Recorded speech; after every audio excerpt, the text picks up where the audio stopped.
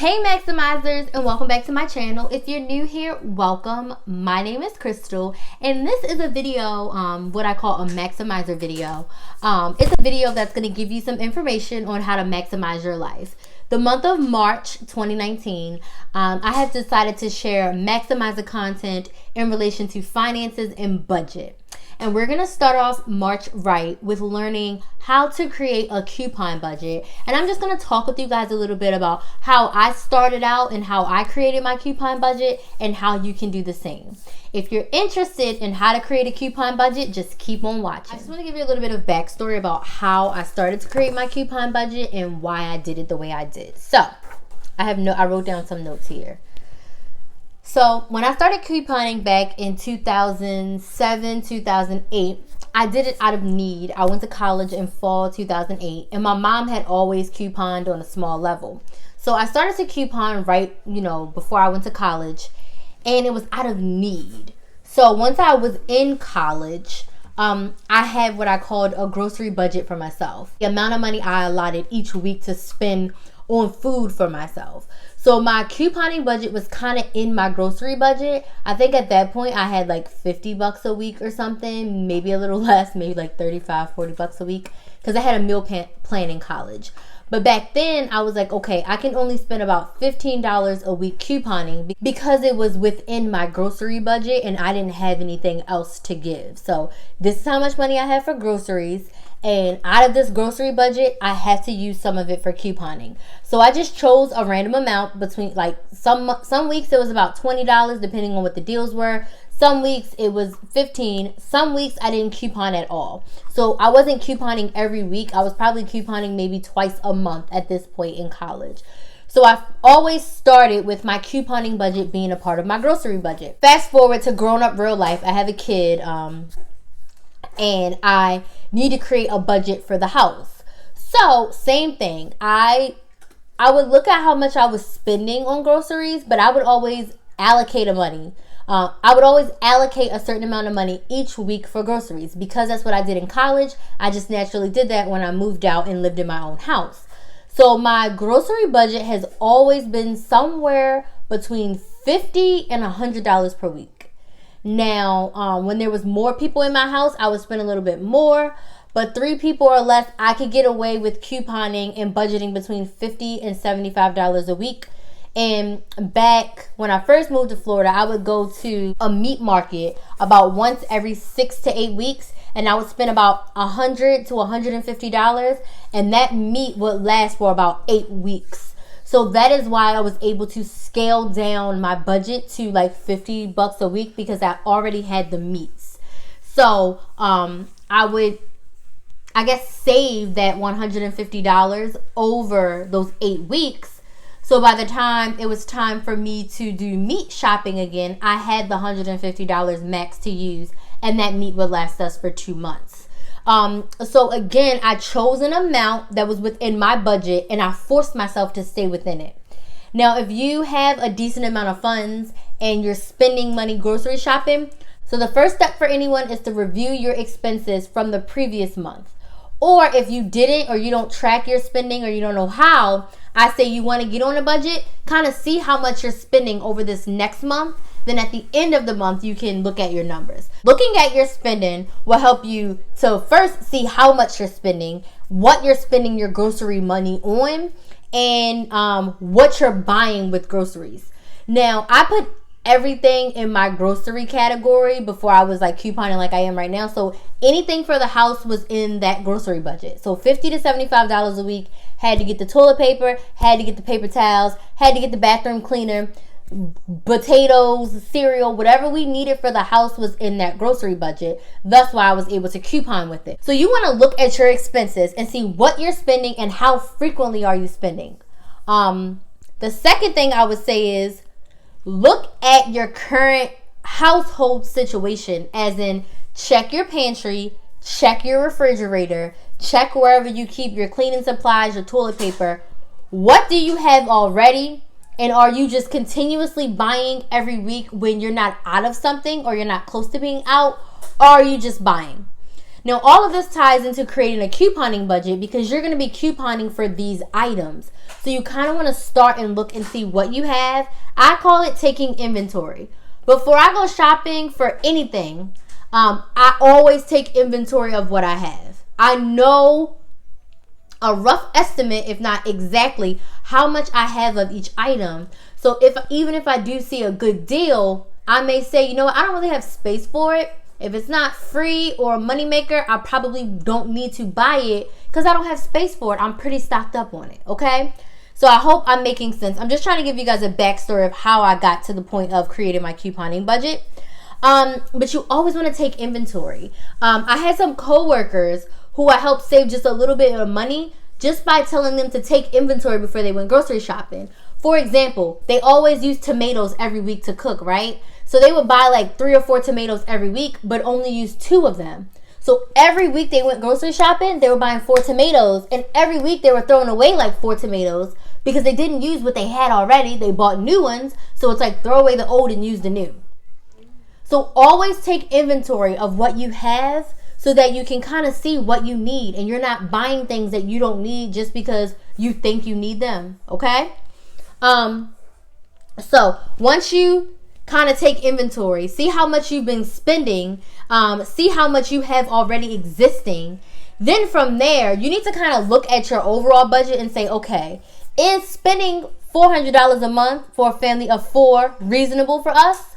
Or is spending $400 a month on a family of 4, but we're also spending $600 a month eating out?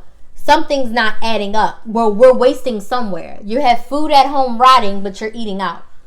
That was true for one of my other coworkers as well. They would go grocery shopping and then they would eat out 4 times a week. So I'm like, pick one or the other. If you want to eat out a lot, that's fine, but don't spend all your money grocery shopping and then you're throwing out meats, produce, and things of that nature. Look at what you've been spending and then look kind of at the non-perishables, things that we can get coupons for. So all of your toiletry items, household items, cereals, rice, anything that's a non-perishable can be kind of in your couponing category because we can coupon for it, or we can use Walgreens points, extra bucks. We can use that to pay for those items. So once you kind of really see how much you're spending, you have to have a talk with yourself to see if you're comfortable with spending that much money. So there was a point in time where I was not couponing heavily. My newspaper subscription had went up and they weren't giving me any deals. So I just kind of stopped couponing. But I had such a stockpile that I never ran out of toilet paper, paper towels, or anything. So around the time where things started to get low, I realized that I wasn't shopping with a purpose anymore. I was just buying what we needed, printing out some coupons here and there, but not being really purposeful. And at one point, I was spending about $4.50 a month on groceries. And I was like, this is getting out of hand. So I had to find what I was comfortable with. And my grocery number is $50 per week. Before I started couponing for YouTube, that $50 per week was groceries and couponing. So I would take about $20-ish of that and I would use it to coupon. But I wasn't couponing every week. I was couponing about twice per month. So I was taking about $40 to $50 per month just for couponing. But I came to this after doing inventory of what I had in my house and what I needed. And also looking at how much I was spending and realizing that we were falling behind on other bills because we're spending too much money on groceries. So I hope that makes sense. So you kind of have to see what you have and what you need. The next point I have is you kind of got to see how often you shop. At this point of where I am in life, I'm only doing like groceries like every 10 days because I have so much stuff stocked up and I get so many deals that I'm only going for non-perishables. Milk and bread usually last around 7 to 10 days with their expiration dates. So I'm typically like on a milk and bread schedule. And then depending on what meals I'm cooking, if I need spinach for my smoothies or if I need to get some fresh salmon or if I need fresh vegetables for something, then I will have to shop a little bit more. But grocery items, probably every 10 days. Now, couponing, I'm doing it every week because I'm sharing tips with you all. But if I wasn't on YouTube, I would probably be couponing only about twice per month. I look at the deals each week. If there was things that I needed, I would indulge. If I did not need the items, I would not shop. Now, how do I know what I need? I keep what I call a master stockpile list, okay? It's a little crappy sheet that I have. I'm not even going to show you guys. But basically, I keep a running tab of things that you never want to run out of, right? So I used to live in a place where it could snow at any moment during the winter. So you always want to make sure you have like toilet paper, some non-perishable foods, batteries, things like that. So I literally have a stockpile list where toilet paper, paper towels, trash bags, dishwasher cubes, soups, like things that are in cans. What else is on my master list? Oh, my cleaning items, Clorox wipes, regular wipes. I keep a literal stockpile list, and I review it almost weekly to see what I need, and I take inventory of my house. And I say, okay, once I use the toilet paper, I kind of like mark it down. So that way, when I'm shopping, I know I need toilet paper. And I've said this in a video before. My 0 is 1 in use and 1 on the shelf. So my 0 for toilet paper is we have a pack open and we only have 1 pack stocked. That is, you need to buy, you need to buy, you need to buy, because anything could happen.